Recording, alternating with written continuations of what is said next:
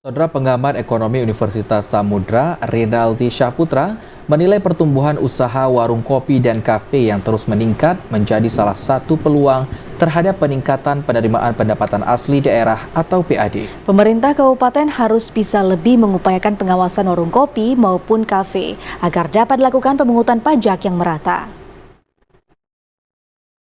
Bisnis warung kopi saat ini semakin populer di Indonesia, tidak hanya di kota-kota besar, tapi kini bisnis warung kopi telah menjamur hampir di seluruh kota, tak terkecuali di kota Langsa.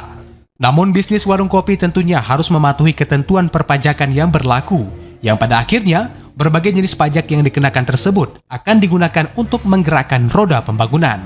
Pengamat ekonomi Universitas Samudra Renaldi Syahputra menyebutkan, pertumbuhan usaha warung kopi dan kafe berpotensi positif untuk memberikan kontribusi yang cukup signifikan terhadap pendapatan asli daerah atau PAD dari sektor pajak.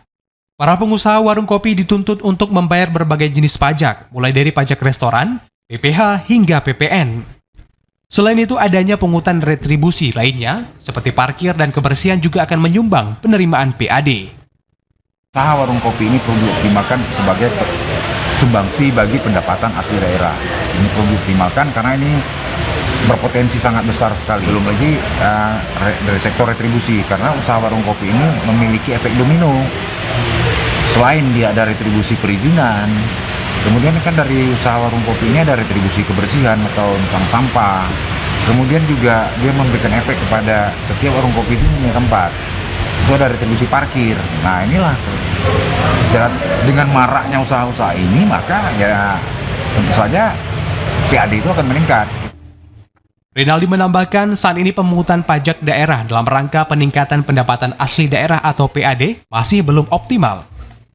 Pemerintah daerah harus lebih mengupayakan pengawasan warung kopi maupun kafe agar dapat dilakukan pemungutan pajak yang merata. Dengan begitu, peningkatan pendapatan asli daerah dapat lebih optimal.